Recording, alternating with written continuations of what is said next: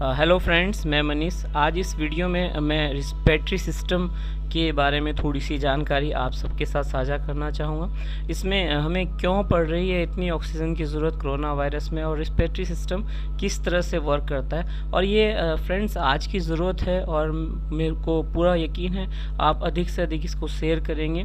और फ्रेंड्स, ये कोरोना जिस तरह से हमारे लीवर, लंग्स और हार्ट को इन्फेक्ट करता है, उसी के बारे में थोड़ी सी एक जानकारी। पहले तो फ्रेंड्स, श्वसन तंत्र। ये श्वसन तंत्र या रिस्पिरेटरी सिस्टम होता क्या है? ये respiratory system is the network of organs and tissues that help you breathe, जो हमें सांस लेने में मदद करता है। इस प्रकार के तंत्र को श्वसन तंत्र या रिस्पिरेटरी सिस्टम कहते हैं। फ्रेंड्स, होता है क्या है, जब हम इनहेल करते हैं, हमारे वायुमंडल में आपको मालूम है नाइट्रोजन है, ऑक्सीजन है, अन्य गैसेस हैं। 78% आपकी नाइट्रोजन होती है, 21% आपकी ऑक्सीजन होती है, और अन्य गैस जिसमें कार्बन डाइऑक्साइड और अन्य गैसें होती हैं वो करीब 1%। तो हम जब इनहेल करते हैं ये हमारे लंग्स में जाता है। देन आगे मैं इस वीडियो में बताऊंगा किस तरह से लंग्स हीमोग्लोबिन के साथ मिलकर ये ऑक्सीजन हमारे बॉडी के हर सेल्स तक पहुंचाते हैं। फिर माइटोकॉन्ड्रिया में पहुंचकर ये किस तरह से वर्क करती है और कैसे फिर ये दोबारा कार्बन डाइऑक्साइड लंग्स में देती है, और फिर लंग्स वो श्वसन तंत्र के थ्रू बाहर फेंक देता है। तो फ्रेंड्स, ये हम लोग जो इस लंग्स और श्वसन तंत्र के बारे में जानकारी लेना चाहेंगे, इसमें काफ़ी लंबा है, बट मैं आपको इन शॉर्ट कुछ चीज़ें बताना चाहूँगा। फ्रेंड्स, सबसे पहले श्वसन तंत्र। रिस्पिरेटरी सिस्टम में हम लोग क्या करते हैं, एक इंस्पिरेशन होता है जिसको बोलते हैं इनहेलिंग, और होता है एक एक्सपिरेशन होता है जिसको बोलते हैं एक्सलेशन। अभी हम जैसे मैंने आपको बताया था, हमारे पर्यावरण में नाइट्रोजन 78%, ऑक्सीजन 21% और कार्बन डाइऑक्साइड लगभग 0.03%। अब फ्रेंड्स, इस आप वीडियो में देखिए, जो यहाँ नाइट्रोजन है, नाइट्रोजन आपको 78% यहाँ पे शो हो रहा है, और हम इनहेल करते हैं 78%, और जितना एक्सेल कर देते हैं, पूरा का पूरा आउट कर देते हैं। 78% हमने इनहेल किया और 78% हमने एक्सेल किया। इसके बाद ऑक्सीजन की लीजिए, हमने इनहेल किया 21% और हमने आउट किया 17%। यानी हम जो हमने इनहेल 21% ऑक्सीजन की, उसका सिर्फ 4% हम अपने बॉडी में यूज़ करते हैं। यानी जो लंग्स आगे सप्लाई करता है या जो आगे यूज़ करता है ऑक्सीजन, वो सिर्फ 4% ऑफ ऑक्सीजन यूज़ करता है जितनी हमने इनहेल की। और जो हम कार्बन डाइऑक्साइड 0.03 था, आप देखिए जब हम इसको एक्सेल करेंगे, जब हम आउट करेंगे इसको, तो हम कार्बन डाइऑक्साइड आउट करते हैं हमारी बॉडी से लगभग 4%। और फ्रेंड्स, होता क्या है, when the lungs inhale, the diaphragm जो है ये कांटेक्ट करता है, ये नीचे जाता है। जब हम इनहेल करेंगे, डायफ्राम क्या करेगा, हमारा जो हमारे लंग्स के नीचे होता है, डायफ्राम नीचे को जाता है। और जब हम उसको इनहेल करेंगे तो वो पुल, जब उसको उसके बाद the muscles between the ribs, जो हमारे रिब्स हैं, रिब्स उसकी जो है पुल अपवार्ड करेगी, और क्या है, हमारे अंदर जो वॉल्यूम है उसका बढ़ेगा। इसी तरह से उलट जब हम एक्सेल करते हैं, इट इज़ द प्रोसेस, जब हमारी जो एयर है हम उसको क्या करेंगे, जो ब्रीथिंग हमने जो ली है, तो उसको क्या करें, हम रिलीज़ करेंगे। जब वो रिलीज़ करेंगे तो डायफ्राम क्या करेगा, उसको प्रेशर करके ऊपर को फेंकेगा। तो ये एक प्रोसेस होता है रिस्पिरेटरी सिस्टम का, किस तरह से इनहेलिंग होती है और किस तरह से एक्सलेशन होता है। तो लगभग हम ऑक्सीजन का सिर्फ 4% यूज़ करते हैं जो हम इनहेल करते हैं। अब तो फ्रेंड्स, इसमें हमारा रिस्पिरेटरी सिस्टम, सबसे पहले अगर हम एक इसको पार्ट के हिस्सों में देखें, तो पहले आपका नोज़ और जो आपका नज़ल के थ्रू जो हम लोग ऑक्सीजन लेते हैं, नज़ल कैविटी आएगी, तो नासा छिद्र, नासा कटाव, ये एक पार्ट हम मान सकते हैं। इस साइड में एक पार्ट पड़ेगा। दूसरा, जिसको ग्रसनी बोलते हैं, ग्रसनी अपना गले के थोड़ा पास होती है, यहीं से हम फिर आगे ये जाएगा स्वर तंत्र में, लैरिंक्स जिसको बोलते हैं। उसके बाद ये जाएगा श्वास नली में, और उसकी ये ऑक्सीजन या किस तरह से आगे बढ़ती है वो मैं आपको प्रोसेस बता रहा हूँ। फिर जाएगा ये श्वसनी में, और उसके बाद जाएगा वायु कोष्ठ में, या एलोवेली जिसको बोलते हैं। तो और लास्ट में जो वायु कोष्ठ, जो मैंने आपको बताया डायफ्राम, डायफ्राम क्या करता है, ये जो नीचे आपको दिख रहा है डायफ्राम, ये जब हम सांस लेते हैं ये नीचे की तरफ जाता है, और जैसे ही आप रिलीज़ करते हो तो ये नीचे से पूरा प्रेशर ऊपर देता है, और हमारी जितनी कार्बन ऑक्साइड हमारे फेफड़ों में जो हीमोग्लोबिन के द्वारा लाई होती है, वो हमारे श्वसन तंत्र के साथ बाहर भेज देता है। तो फ्रेंड्स, जो कि आपने भी पिक्चर में देखा, उसके अलग अलग किस तरह से काम करते हैं। और फ्रेंड्स, मैं यहाँ एक चीज़ और बताना चाहूँगा कि जैसे मैंने पहले भी बताया कुछ प्राणियों के बारे में, जैसे हम लोग स्तनधारी हैं, हम फेफड़ों से ऑक्सीजन लेते हैं और उसी को फिर इनहेल करते हैं। जो कीड़े होते हैं, जो श्वास नली होती है, जो सिर्फ उनके फेफड़े नहीं होते, वो सिर्फ नली से ही सांस लेते हैं। एक जानवर ऐसा है मेंढक, जो अपनी त्वचा से भी सांस लेता है और फेफड़ों से भी। जब वो भूमि में होता है तब वो फेफड़ों से सांस लेता है, और जो भूमिगत होती है वो तब त्वचा से सांस लेता है। और इसी तरह से मछली जो है गिल से सांस लेती है। फ्रेंड्स, अभी जो है नाक की बात करते हैं, जो हम स्तनधारी हैं उसमें, तो हमारे जो सांस लेने के दो रास्ते हैं। एक रास्ता हम जो नाक से लेते हैं और दूसरा होता है जो मुंह से लेते हैं। तो हमें फ्रेंड्स कभी भी मुंह से सांस नहीं लेना है, क्योंकि हमें नाक से सांस लेनी है। जब हम नाक से सांस लेते हैं, हमारे नाक के अंदर छोटे छोटे बाल होते हैं, तो उसमें क्या है, जो हवा जब जाती है तो उसमें जो कीटाणु होते हैं, छोटे छोटे धूल होते हैं, वो हमारे बालों में रख के रुक जाते हैं। उसके बाद अगर हम डायरेक्ट मुंह से सांस लेते हैं तो क्या करेगा, मुंह से सीधा ये कीटाणु हमारे लंग्स में चले जाएंगे। तो अधिक से अधिक हमें कोशिश करनी चाहिए कि नाक से सांस ली जाए। फ्रेंड, जब हम सांस लेते हैं तो ये क्या करेगी, फिर आगे लगभग ये सांस नली मिलती है, जो कि 4.5 इंच लंबी होती है, और ये बीच में खोखली होती है, जिससे कि हमारी भोजन नली और श्वास नली को अलग करती है। और इसमें 2 शाखाएं आगे होती हैं, जो अलग अलग 2 फेफड़ों की तरफ चली जाती हैं, एक लेफ्ट फेफड़ा और एक राइट फेफड़ा।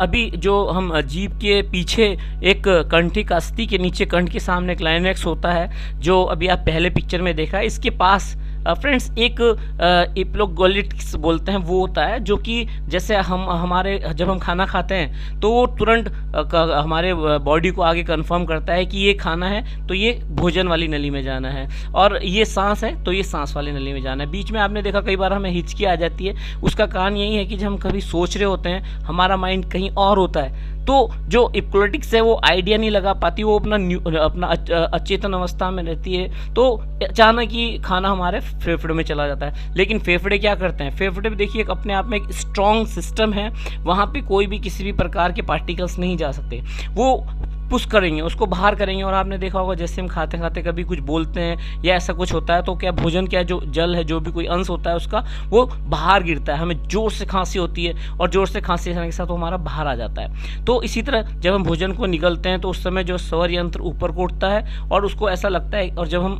सांस लेते हैं तो नीचे साइड को नीचे गिरा होता है। तो फ्रेंड्स, ये जो है लारिंक्स यानी कि स्वर यंत्र का कार्य। इसके बाद सबसे इम्पोर्टेंट आया फ्रेंड्स ये फेफड़े। तो आप देख रहे हैं यहाँ पे, मैं जो नीचे इसके सबसे जाइए एक बार, तो ये फेफड़े क्या करेंगे, ऑक्सीजन यहाँ जब इनहेल करते हैं तो ऑक्सीजन, हीमोग्लोबिन ऑक्सीजन के साथ कनेक्ट करता है। तो जितना भी ये हीमोग्लोबिन है, ये हीमोग्लोबिन ये आया और इसने ऑक्सीजन को लिया और हमारी बॉडी के एक एक पार्ट्स, एक एक सेल्स के पास भेजा, और हर सेल से बोला ठीक है जितनी जल्दी कार्बन डाइऑक्साइड दो, सब उसने जल्दी कार्बन डाइऑक्साइड लेके आया और फेफड़ों में छोड़ दी। और इस बीच में डायफ्राम क्या करता है, डायफ्राम जब हम सांस लेते हैं तो नीचे आता है, तो ये क्या करता है, ऑक्सीजन हीमोग्लोबिन के साथ मिलती है इस दौरान, और ये सारी हीमोग्लोबिन ऑक्सीजन को लेकर हमारी नसों के आगे हर सेल्स तक जाता है। उसके बाद सेल से वो कार्बन डाइऑक्साइड लेता है और फिर फेफड़ों में लेता है, और जब फेफड़ों में आती है फिर डायफ्राम आगे भेजता है और धकेल देता है इसको कहाँ पे, आगे। तो इस तरह से फेफड़े हमारे लगातार काम करते हैं, और औसत लगभग 16 से 20 बार हम लोग एक मिनट में लगभग सांस लेते हैं। और ये फेफड़े क्या होते हैं, चिकने और कोमल होते हैं, इनके भीतर अत्यंत सूक्ष्म अनंत कोष्ठ होते हैं, बहुत सारे इसके अंदर एयर सेल्स होते हैं जो हमारे फेफड़े हैं, जिसमें ऑक्सीजन भरती है या कह सकते हैं हवा भरती है, क्योंकि जब हम जाएंगे ऑक्सीजन जब आती है तो ऑक्सीजन लेके आती है, और जब पुश करती है तो कार्बन डाइऑक्साइड पुश करती है। तो फ्रेंड्स, एक चीज़ और यहाँ मैं बताना चाहूँगा, आपको याद होगा कई केसेस आते हैं कि अंगीठी में आग लगने से पूरे परिवार की डेथ हो गई। सर्दियों के मौसम में क्या होता है, हम प्राय लकड़ी या अंगीठी लगा के अपने कमरे में रख देते हैं और खिड़कियाँ बंद कर देते हैं, तो लंग्स बहुत पॉजिटिव है कार्बन मोनोऑक्साइड गैस के, तो लंग्स ये आइडेंटिफाई नहीं कर पाता कि ऑक्सीजन है या कार्बन डाइऑक्साइड है, बट जब भी उसको कार्बन मोनोऑक्साइड मिलती है तो कार्बन मोनोऑक्साइड को भी वो सेम रिएक्ट करता है, वो हमारे लंग्स में लाएगा, लंग्स हीमोग्लोबिन मिलेगा, और हीमोग्लोबिन बहुत पॉजिटिव होता है कार्बन मोनोऑक्साइड के, और वो उसको तुरंत लेके बॉडी के हर पार्टिकल्स में जाके भेज देता है। तो ये फ्रेंड्स फेफड़े की जो लंग्स की जो कार्य प्रणाली है, जो उनकी फंक्शनिंग है। इसमें होता क्या है फ्रेंड्स, फेफड़े किस तरह से, इनका क्या क्या कार्य होता है। जो दोनों फेफड़े हमारे हृदय यानी दिल के बीच में होते हैं, हार्ट के बीच में होते हैं, और इसमें एक झिल्ली होती है जो कि फूलते समय और सिकुड़ते समय फेफड़े को रगड़ लगने से बचाए रखती है, उसको चोट नहीं लगती था जब भी हम सांस लेते हैं। और आपने देखा होगा कई बार पता लगता है कि उसका एक्सीडेंट हुआ और उसकी वहीं डेथ हुई, तो उस दौरान क्या होता है, जो डायफ्राम है, वो जो एक्सीडेंट वाला जो पर्सन है, जो मनुष्य है, उसके डायफ्राम जब भी डैमेज होंगे तो अचानक ही उसकी सांस रुक जाएगी और वो अपना सांस वहीं तोड़ देगा, तो वो वहीं पे मर जाते हैं। तो ये जब डायफ्राम एक्सीडेंटली डैमेज होता है तब है। तो फेफड़ों का मुख्य काम क्या हो गया, बेसिकली शरीर के अंदर वायु खींचकर ऑक्सीजन उपलब्ध कराना तथा इन कोशिकाओं की गतिविधियों से उत्पन्न होने वाली कार्बन डाइऑक्साइड को तुरंत डायफ्राम की मदद से बाहर को पुश कर देना, ये बेसिकली फेफड़ों का काम हो गया। और फ्रेंड्स, जब भी हम ऑक्सीजन लेते हैं तो बेसिकली कहा जाता है ऑक्सीजन हमारे ब्लड के साथ मिलती है और हमें क्या मिलती है, ऊर्जा मिलती है, हमें मिलती है टेम्परेचर मिलती है, ऊर्जा और ऊष्मा मिलती है ऑक्सीजन और ब्लड के रिएक्शन के बाद। और जब तक ऑक्सीजन और ब्लड का संपर्क रहेगा तब तक कोई भी मनुष्य जीवित रहता है। श्वसन क्रिया, सांस लेने को जैसे कि मैंने आपको बताया श्वसन कहते हैं, और एक मनुष्य जो स्वस्थ मनुष्य लगभग 16 से 20 बार 1 मिनट में सांस लेता है। इसी प्रकार फ्रेंड्स अलग अलग एज ग्रुप का है, जो छोटा बच्चा 2 महीने का होता है उसका छोटा सा फेफड़ा होता है, उसका जो लंग्स बहुत छोटा है, तो इसीलिए उसकी 35 मिनट इसका पर मिनट 35 की स्पीड इसकी पर मिनट की होती है इसके सांस लेने की। और 2 साल से 6 साल का 23 साल, और 6 साल से 12 साल तक का 20 प्रति मिनट, और जो 12 साल से 18 मिनट, और जो 15 साल से 21 साल तक लगभग 16 से 18। और फ्रेंड्स एक चीज़ और, जब हम सांस लेते हैं तो दिन के समय जो हमारी लगभग सांस गति 16 से 20 होती है, वहीं जब हम सो जाते हैं तो ये सांस गति बहुत कम यानी कि 12 से 14 के बीच में आ जाती है। 1 मिनट में हम प्रति मिनट लगभग हम रात के समय 12 से 16 बार सांस लेते हैं। उसमें यूँ क्योंकि जब हम रात के समय सांस लेते हैं लगभग हमारी सांसें लंबी होती हैं, आपने देखा कई लोग खनाटे भी मारते हैं इस दौरान, तो जो लंबी सांसें का कारण जो हमारी सांसें 12 से 16 प्रति मिनट होती हैं रात के समय। सबसे इंपॉर्टेंट फ्रेंड्स, कोरोना के टाइम पे होता क्या है, ये किस तरह से इन्फेक्शन होता है, आप ये एक पिक्चर देखना चाहेंगे। इसमें देख रहे हैं आप जो लेफ्ट में दिखा राइट वाला जो लंग है वो बहुत इन्फेक्टेड हो गया। तो फ्रेंड्स होता है क्या है, फेफड़े इसलिए संकट वायरस जो कि कोरोना वायरस बोलते हैं, 80% से ऊपर आदमियों को ये लक्षण जो मीडियम साइज़ का होता है, बाकी 20% को क्या होता है, निमोनिया हो जाता है। और जब निमोनिया होता है तो धीरे धीरे फेफड़े को पूरा का पूरा संक्रमित कर देते हैं, और जब फेफड़े पूरे संक्रमित हो जाते हैं तो क्या होता है, निमोनिया हो जाता है, आपको सांस लेने में प्रॉब्लम होती है। और फेफड़ों में लगातार इस सांस लेने की प्रॉब्लम से पूरा बोलते हैं ना पानी भर गया, जिसको बेसिकली हम लोग जनरल लैंग्वेज में बोलते हैं कि उसके शरीर में पूरा निमोनिया होने के बाद पानी भर गया। तो जब सांस नहीं ले पाएंगे, पूरे शरीर में पानी भर जाएगा, तो क्या होता है, उसकी मौत हो जाती है इंसान की, सांस की प्रक्रिया रुकने के कारण, जो हमारा रिस्पिरेटरी सिस्टम फेलियर के कारण उस पर्सन की डेथ हो जाती है।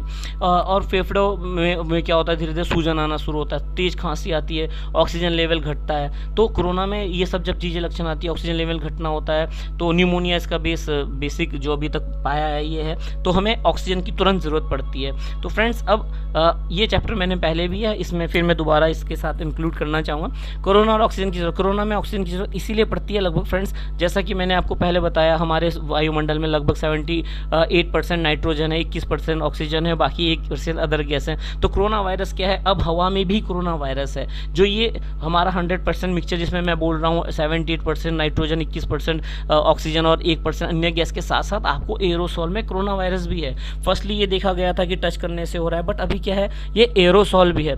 एरोसोल होने के कारण इसी जो हम लोग वायुमंडल से लेंगे, इसमें कोरोना वायरस पे आने की भी संभावना है। अब कोरोना की इस लहर के शिकार इसमें लोगों की संख्या लगातार वृद्धि हो रही है। ये संख्या इतनी तेजी से बढ़ रही है कि इलाज, जरूरी दवाएं और ऑक्सीजन न मिलने की खबरें लगातार आ रही हैं। आज हमारे देश में संक्रमण को रोकने के लिए इतना ज़्यादा हो गया कि हमें लॉकडाउन लगाना पड़ रहा है। तो अब जब हमारे इतनी ऑक्सीजन है तो हम क्यों ऑक्सीजन नहीं ले पा रहे, तो फ्रेंड्स उसका रीज़न यही है जो मैंने आपको पहले बताया, क्योंकि फेफड़े इतने ज़्यादा उनमें लंग इन्फेक्टेड हो चुके होते हैं कि वो इतने पावर नहीं होती है कि वो उनको ये नाइट्रोजन अलग कर सकें, उसमें से ऑक्सीजन अलग कर सकें, अन्य गैसेस अलग कर सकें। तो उसको क्या चाहिए, प्योर ऑक्सीजन ही चाहिए होती है, जो हीमोग्लोबिन के साथ मिलके डायरेक्ट हमारे ब्लड को पूरा का पूरा आगे जाके जो भी माइटोकॉन्ड्रिया वगैरह जो काम करते हैं वो करते रहें। तो इसलिए हमारे फेफड़ों को जो ब्लड को डायरेक्ट ऑक्सीजन सप्लाई की ज़रूरत होती है, इसीलिए जब हमारे फेफड़े काम करना बंद कर देते हैं तो हमें ऑक्सीजन दी जाती है। अब फ्रेंड्स, ऑक्सीजन किस तरह से दी जाती है और ऑक्सीजन की किस तरह के टाइप है? पहले तो न्यूबलाइजर आज की डेट में है, बट अभी इसको अगर आप बिना किसी दवाई के सिर्फ स्टीम के तौर पे यूज़ करें तो आपको 70 से 675% तक इससे ऑक्सीजन मिल सकती है न्यूबलाइजर से। सेकंड मैंने जैसे बताया था आपको ऑक्सीजन कंसनट्रेटर, ये फ्रेंड्स बिजली से काम करने वाला एक पोर्टेबल मशीन है, लगभग 20 से 25,000 रुपये तक मार्केट में मिल जाती है। ये फ्रेंड्स अपना वायुमंडल से ऑक्सीजन लेती है, उसमें से नाइट्रोजन और जो बाकी पार्टिकल्स अलग करती हैं और लगभग 80 से 85% तक की शुद्ध ऑक्सीजन जो भी हमारे पेशेंट को ये अवेलेबल करा लेती है। इसके लिए लेकिन फ्रेंड्स लगातार बिजली या जनरेटर की आवश्यकता है। ऑक्सीजन सिलेंडर, फ्रेंड्स ये क्या होता है, इसमें ऑक्सीजन आती है, सप्लाईज होती हैं बड़ी बड़े जो आपकी फैक्ट्रीज हैं वहाँ से, और ये फिर पेशेंट्स को दी जाती हैं। लगभग एक 75 लीटर का सिलेंडर 5500 से 6000 तक के बीच में आपको मिल जाता है, और ये एक डायरेक्ट ऑक्सीजन सप्लाई है जो आज की डेट में कोरोना पेशेंट्स हैं। लिक्विड मेडिकल ऑक्सीजन, फ्रेंड्स ये आप आजकल ज़्यादा देख रहे होंगे कि बड़ा आया कि ऑक्सीजन यहाँ नहीं है, अपना उस हॉस्पिटल में नहीं है, बड़े बड़े कंटेनर जाते हैं, एयरफोर्स के कंटेनर जा रहे हैं, रेलगाड़ी में जा रहे हैं, बड़े बड़े ट्रक जा रहे हैं, आजकल आपने देखा होगा रोड पे। तो होता क्या है फ्रेंड्स, यहाँ पे जो हमारी ये ऑक्सीजन है इसको हम डिस्टिल करते हैं, फिर उसको अलग अलग प्रोसेस के बाद इसमें डिस्टिल्ड ऑक्सीजन ये लिक्विड ऑक्सीजन अलग हो जाती है और जो नॉर्मल गैस ऑक्सीजन अलग हो जाती है, और फिर ये कंटेनर में भर दी जाती है। और जैसे हमारी LPG होती है, लिक्विफाइड पेट्रोलियम गैस, इसी तरह से ये लिक्विड फॉर्म में ऑक्सीजन होती है जिसको बोलते हैं लिक्विड मेडिकल ऑक्सीजन। तो ये अभी लगातार प्रोसेसिंग शुरू हो चुकी है हमारे देश में, और ऑक्सीजन की कमी को दूर करने का हमारी सरकार द्वारा लगातार प्रयास जारी है। और लास्ट प्रोसेस होता है फ्रेंड्स वेंटिलेटर। जब किसी पेशेंट की ऑक्सीजन लेवल इतनी डाउन हो जाती है, उसके लंग्स काम करने बंद हो जाते हैं, तो डॉक्टर क्या करते हैं, इस तरह से इस मशीन के द्वारा इसमें ऑक्सीजन भी जनरेट होती है, इसमें आपकी पल्स रेट, ऑक्सीमीटर सभी होता है, तो आपको डायरेक्ट इनहेल करके लंग्स के अंदर डायरेक्ट ये ट्यूब्स डाली जाती है, बट ये डॉक्टर ही करते हैं। तो बहुत सरल भाषा में अगर कहें तो यह एक मशीन है जो ऐसे मरीजों की ज़िंदगी बचाती है जिन्हें सांस लेने में तकलीफ है या खुद सांस नहीं ले पा रहे हैं। यदि बीमारी की वजह से फेफड़े अपना काम नहीं कर पाते तो वेंटिलेटर सांस लेने की प्रक्रिया को संभालते हैं। इस बीच डॉक्टर इलाज के लिए फेफड़ों को दोबारा काम करने लायक बनाते हैं। तो फ्रेंड्स ये थी छोटी सी जानकारी। तो इससे ज़्यादा सबसे इम्पोर्टेंट, कोविड से इस वक्त पूरा देश लड़ रहा है, कुछ बातों को आपको बहुत विशेष ध्यान रखना है। घर से निकलते वक्त हमेशा फेस मास्क का उपयोग करना ना भूलें, और आँख, नाक, कान, मुँह को कभी हाथ से न छुएं। सोशल डिस्टेंसिंग को बराबर मेंटेन करना बहुत ज़रूरी है, और अपने हाथ लगातार साबुन और पानी से धोते रहें। सुरक्षित रहें, सजग रहें। Thank you.